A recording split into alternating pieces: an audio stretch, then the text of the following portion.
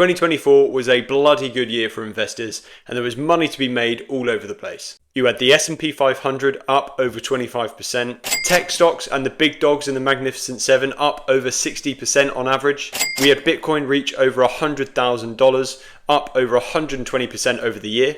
Gold prices reached all-time highs, up over 27% in 2024, which made this guy really happy. I love gold!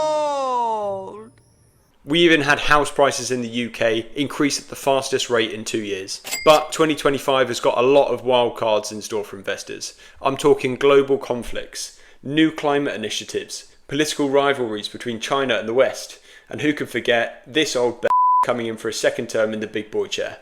So the question is, what does all of this mean for investors in 2025? Today we're going to have a look into our crystal ball and talk about how some of the world's major geopolitical events in 2025 are going to shape things up for you and your investments. Before we start, if you fancy helping out a small and growing YouTube channel, do us a favour and click subscribe. First up, let's take a look at some of the major geopolitical events expected to take centre stage in 2025.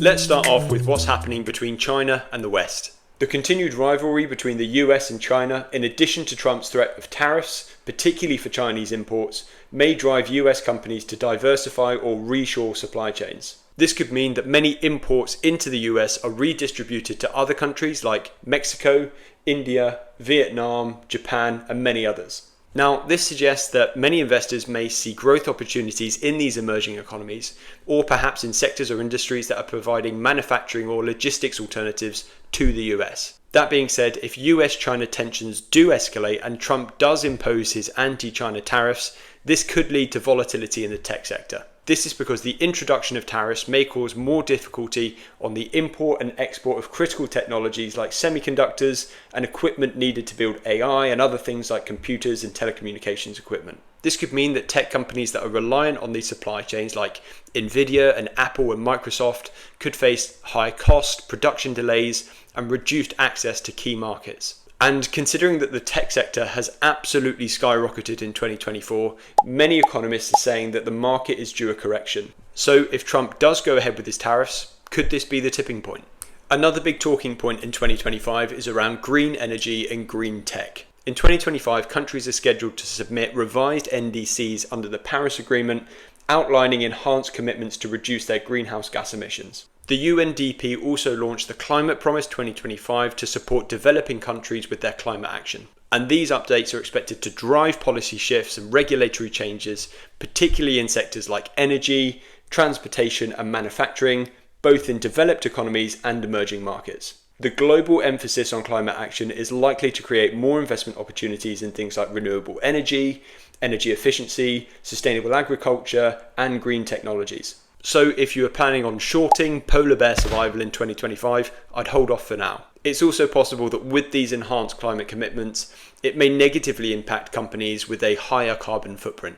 And that's kind of one of the reasons why I recently binned all of my Shell shares. Overall, I've not jumped on the green energy bandwagon from an investing point of view so far, but with everything that's going on this year, I may start to seriously consider looking into some eco-friendly ETFs.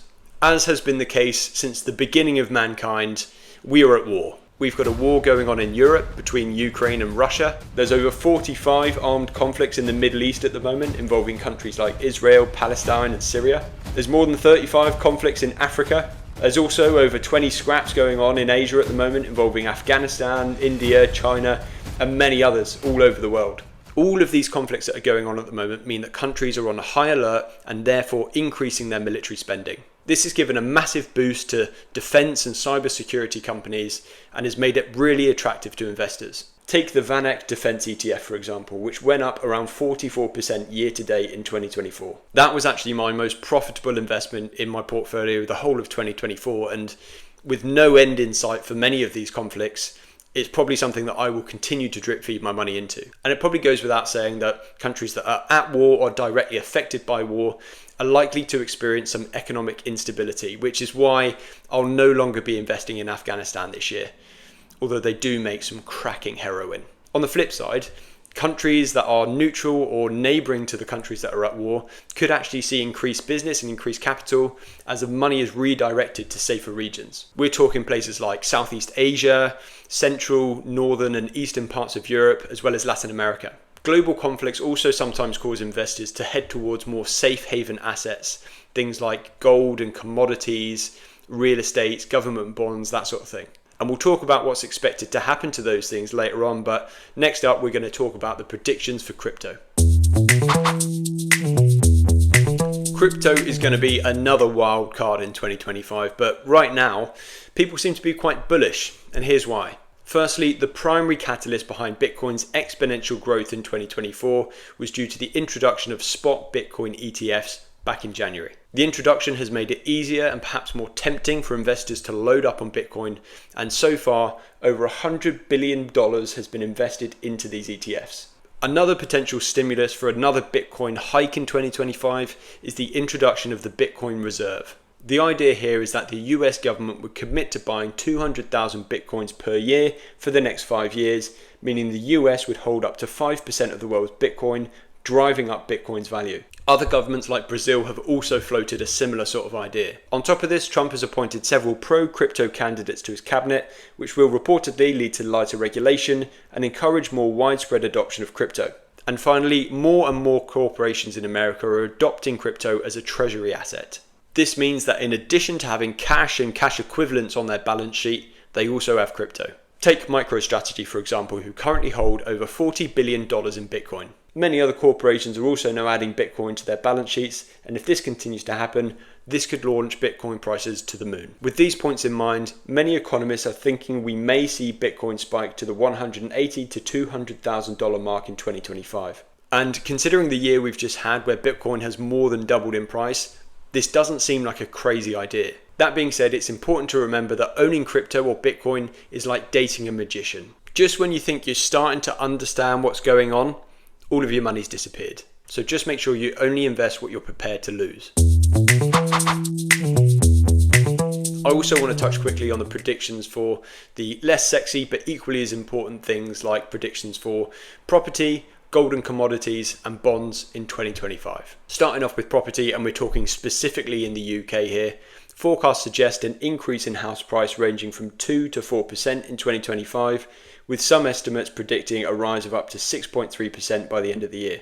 This gives me the impression that house prices are starting to get back to that typical annual growth rate of 6.26%, suggesting that now may actually be a good time to buy. On top of that, fixed mortgage rates are expected to drop down from around 5 to 4% in 2025, which again could be another incentive for people to buy. We're also going to be seeing lots of landlords selling up in 2025 due to rising interest rates, tax changes and concerns around new legislations, which again could be a good impetus for people to buy. To be honest, nowadays, trying to make money by going down the landlord route is nigh on impossible, and it's nowhere near as fruitful as it was 20, 30 years ago. And the way things are going with this new Labour government, things are not going to get any easier for landlords. But this may be a silver lining for first-time buyers trying to get on the property ladder. When we talk about commodities, we could be talking about anything from precious metals to oil to natural gas, all the way to things like orange juice. And I'm not joking, orange juice is actually something you can buy and sell shares in. Anyway, I'm not here to tell you about what I think is going to happen to orange juice prices in 2025.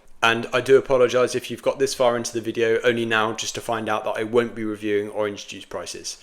Sorry about that. No, I'm more interested in things like gold. Analysts predict that gold prices could continue to rise in 2025, building on the significant gains observed in 2024. One of the reasons for this is that the Federal Reserve and other central banks are predicted to cut interest rates in 2025. Lower interest rates decrease the opportunity cost of holding non-yielding assets like gold, making it a more attractive investment for investors. Central banks, particularly in places like China, are also expected to continue substantial gold purchases as part of their reserve diversification strategies. On top of that, with all of the wars and conflicts that are going on, as well as the trade dispute between the US and China, it's likely that investors are going to want to move towards more safe haven assets like gold. Considering these factors, some forecasts have predicted that gold prices could reach or exceed $3,000 per troy ounce by the end of 2025. As mentioned before, gold is not the sexiest investment as it doesn't pay you dividends and it's unlikely to see the massive growth spikes like Bitcoin does. but I do think that gold is a very safe and steady investment that makes a good addition to anyone's portfolio. Last up, we're going to touch on interest generating investments like savings accounts and bonds. Analysts are predicting that UK interest rates are going to be dropping down lower in 2025, with the base rate potentially reaching around 3.7%. And whilst this is great news for things like mortgages, it does mean that savings accounts and bonds are likely to be a less profitable investment. If I were me, which it just so happens I am, I would start redirecting my cash into other investments.